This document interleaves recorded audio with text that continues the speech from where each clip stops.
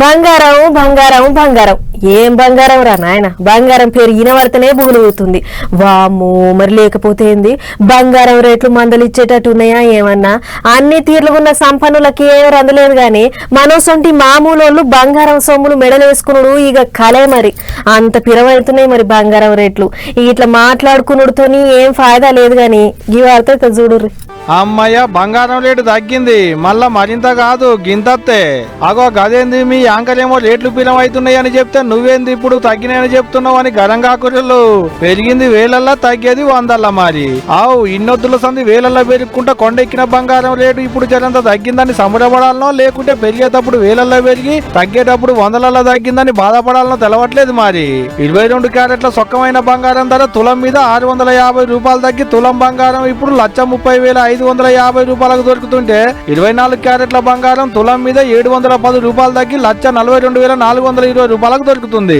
ఇక వెండి ముచ్చటైతే చెప్పతరం లేదు పో కిలో మీద ఓ 4,000 తగ్గి 2,81,000 రూపాయల వరకు దొరుకుతుంది మార్కెట్ లా. ఓ 5 ఏళ్ల కింద లెక్కలు చూస్తే సొక్కమైన బంగారం తులం 50,000కే దొరికేడుతుండే.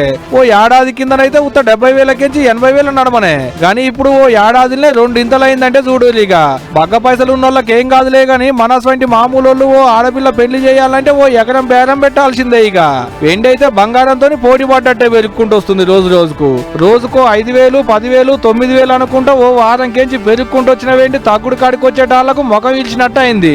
ఇప్పుడు 4,000 తగ్గింది కిలో మీద. రాను ఎండి కూడా బంగారంతో పోటీ పడేటట్టే ఉందబ్బా. రేటు తగ్గిందని చెప్పుకుందానికే గాని పట్టువని 10 తులాల బంగారం కొనేటట్టు లేదు, ఓ కిలో ఎండి కొనేటట్టు లేదు పో.